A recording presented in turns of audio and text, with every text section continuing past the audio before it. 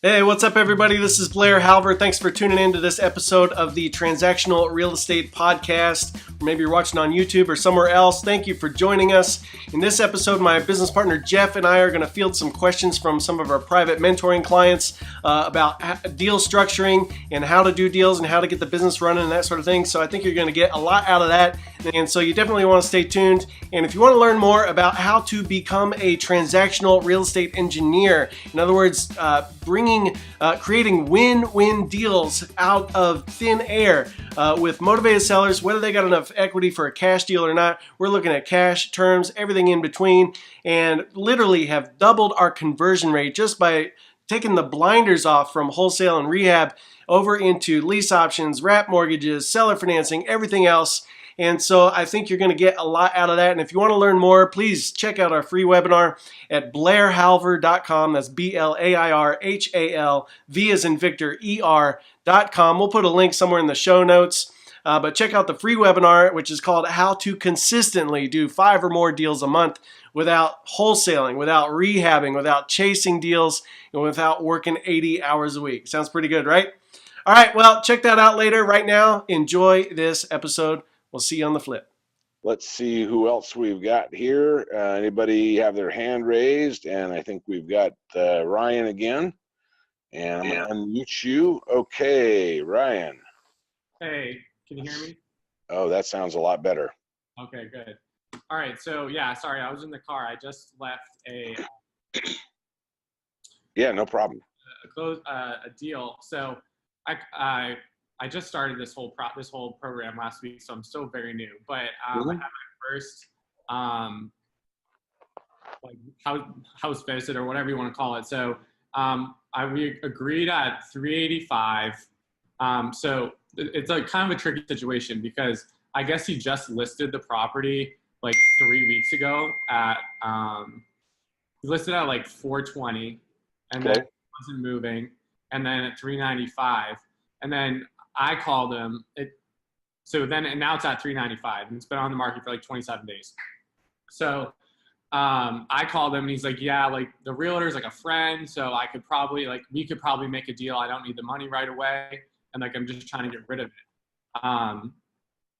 And so this is my first property, so I don't want to just buy it and then without having a buyer set up. Mm-hmm. But he was just asking me a bunch of questions. Like he was like, so who are you paying? Like, are you paying the mortgage company or are you paying me? Like, and what if the payments stop coming? Like, who's responsible for that? So, and because in the contract it says that I'm paying the seller. So am I just paying the seller monthly and then he pays the mortgage? And then if I just stop paying him, then he's stuck with the mortgage? Well, yeah, but the idea here is, I mean, you're doing this on subject to where you'd have him deed it to you? Right, yeah. So, yeah, let me give you that. So I said 85. He owes, so there's 2 mortgages on it. There's like one for 170 and then one for whatever the rest is to 315. So is that like 40 grand or whatever? Sure. So yeah, so he owes about 315 total on it. So then I put a carryback of 75 on the standard purchase agreement. So he was just asking, he's like, so you're going to purchase, he's like, who does my deed go to? And I don't know, like he definitely knew the right questions to ask. And I felt prepared going in, but then I just kind of was like, like I'll take care of it. I'll make sure that, payments are being made and whatnot. But he's like, well, I don't know you from a rat's ass, and I'm like, sure. So I guess maybe like a rebuttal for that. So anyway, I ended up leaving the purchase and sale agreement with him. He said he wanted his friend to look at who's in commercial real estate, who's been doing deals for a long time. So sure. In the back office, in the Google folders, you'll find some Q&As that address a lot of those questions. And typically there's a lot of responses. It really depends on, the nature of the transaction. But what you try and do is you get some terms before you make that first payment, so that to address your first concern, which is to have the buyer. I'd get started right away on trying to get yourself, a lease option buyer for that property. Contract out. We didn't sign it. Okay. Well, when you get it, if you can set it up. Did you set it up to give yourself, 3 months before you make that first payment? Well, yeah, he's like, well, if I close, I'm not paying anything. And I was like, okay, well, and I told him what I was doing. And he was like, if I wait till you get a buyer, I just don't want to pay anything. And I'm like, okay, well, that's fair. If I can get a good buyer and I could, get some money down, I mean, that's fine. I want to pay right Sure. away. Yeah, exactly. On a deal like that, 300 and, what'd you say, 335? What was the? So he owes 315 and it's on the market for 395. I got it for 385 right on the golf course. Honestly, the pictures on MLS just suck. And like the condition of the house is like pretty decent, but it's just like there's shit everywhere and it just, I don't know. Right. So you got to get in there and get that thing cleaned out and, all that kind of stuff. But that's kind of elbow grease type deal. You're not spending a ton of money to do that. You got to get better pictures, obviously, before you do that. But the fact that, you've got it in a great location, it's a nice house in a nice area. You might be able to sell that thing for, $419,900 or something like that, $429,900, something in that kind of range. Yeah. You're going to be some. What would be your answer to who's responsible if no payments are made? I mean, I looked on the Google Drive and it's basically just saying, oh, like you should trust me kind of deal. And I followed the kind of that script and it really, so I don't know. There's a couple of ways to do that. Number one is you can say, listen, if for whatever we're going to send you the payment and you're going to try to make the payment. So we're at risk too.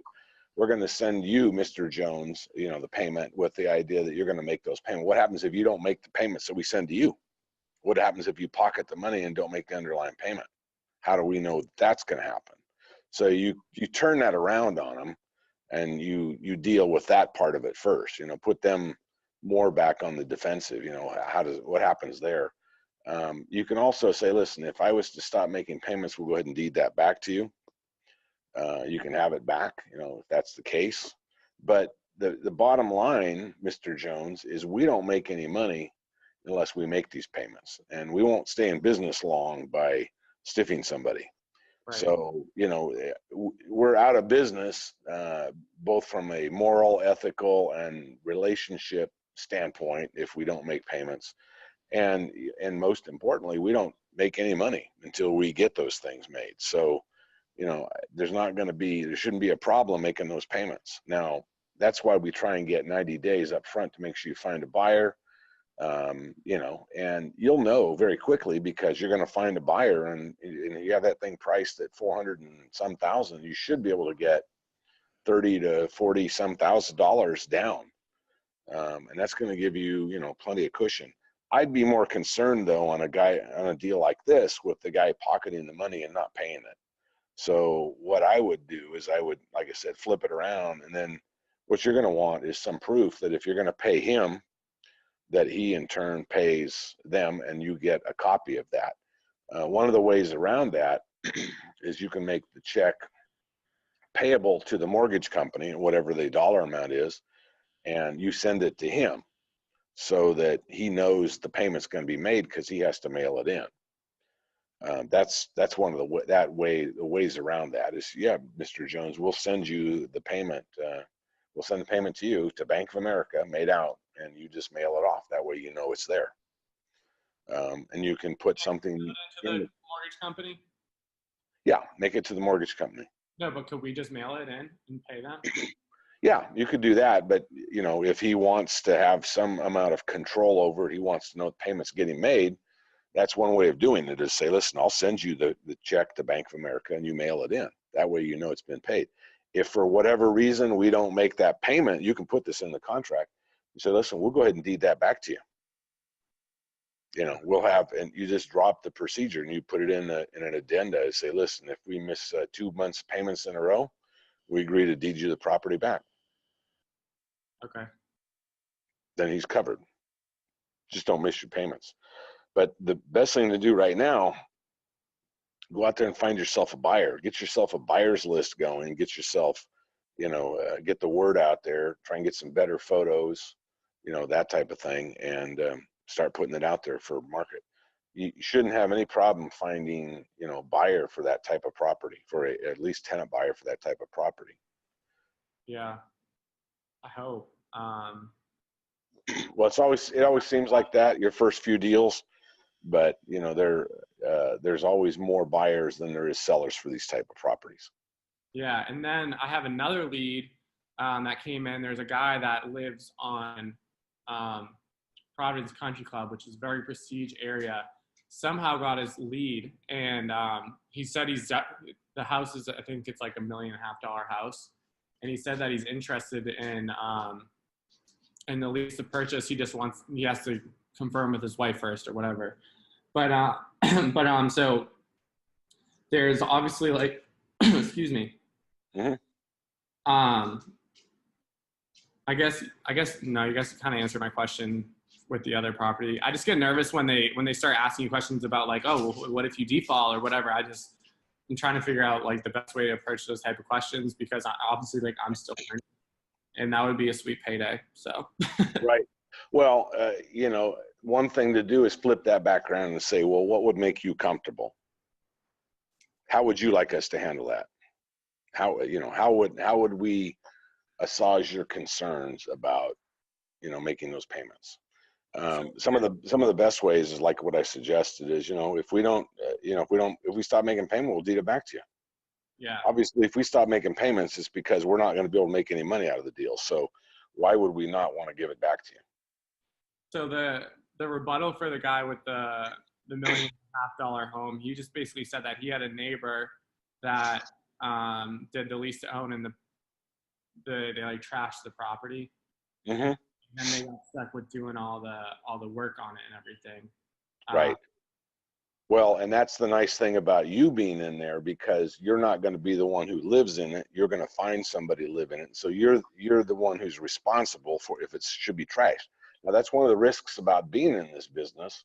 But obviously, the neighbor who did this didn't properly screen the tenant they had in there. They didn't get somebody in there who was trash proof. And so you want to properly screen your tenant.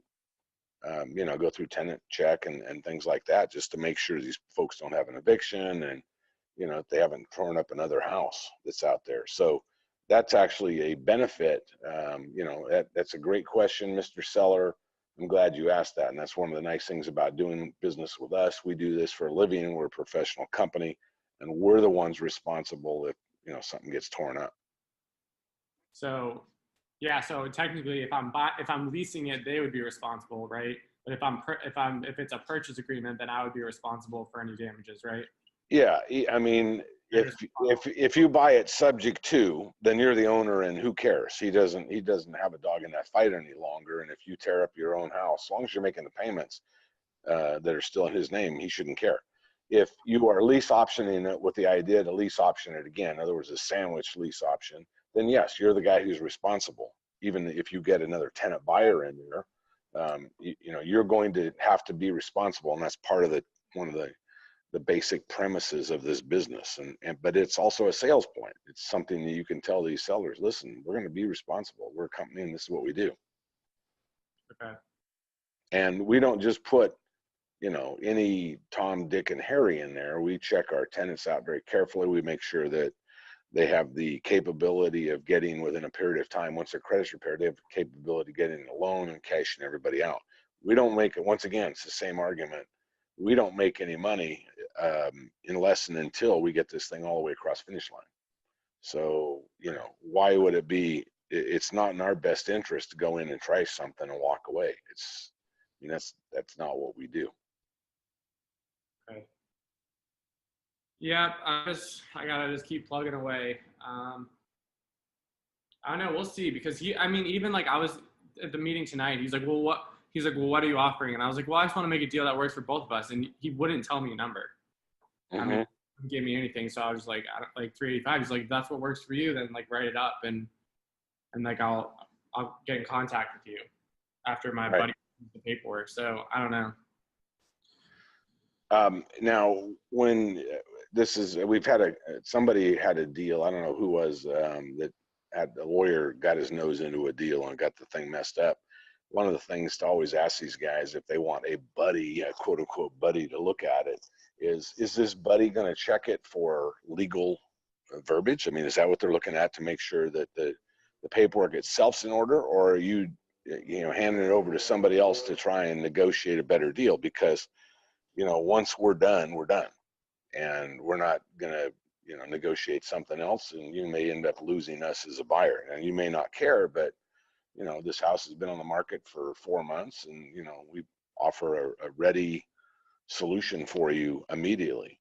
So, you can kind of blunt that up front. A lot of times what these guys will do is they'll, hand it to their lawyer with the idea that, oh yeah, the lawyer's going to check it to make sure that the T's are crossed and the I's dotted from a legal standpoint. But what they're actually doing, the lawyers want to earn their keep, and they want to go in and, I think you got to get more down, I got to do this, I can get that, and all that kind of stuff. And they end up blowing up the deal. Yeah. So you have to warn them about that right up front. Say, I don't have a problem. I mean, this is a confidential document between you and me. I don't have a problem if you share it with your buddy, but I want to make sure, and we have to have, at least a gentleman's agreement here, that this, the purpose of you having this guy look at it is to make sure that the legal T's are crossed and I's dotted, and if there's any questions, have them call me. Okay. But it's not a second bite at the apple for them to get a better deal. Right. Okay. Yeah, I just gotta keep. Sorry about the dogs. I just gotta keep chugging along here, and I mean, it's only my first week, so. You're doing great. You are absolutely doing great, Ryan. For the first week, this is awesome. I mean, you got 2 deal potential here you're looking at, and I would always, to the extent you can, I would get the seller to talk first in terms of a price. It's the old adage of he who talks first loses. So he who names a price first loses. So I'd always get there.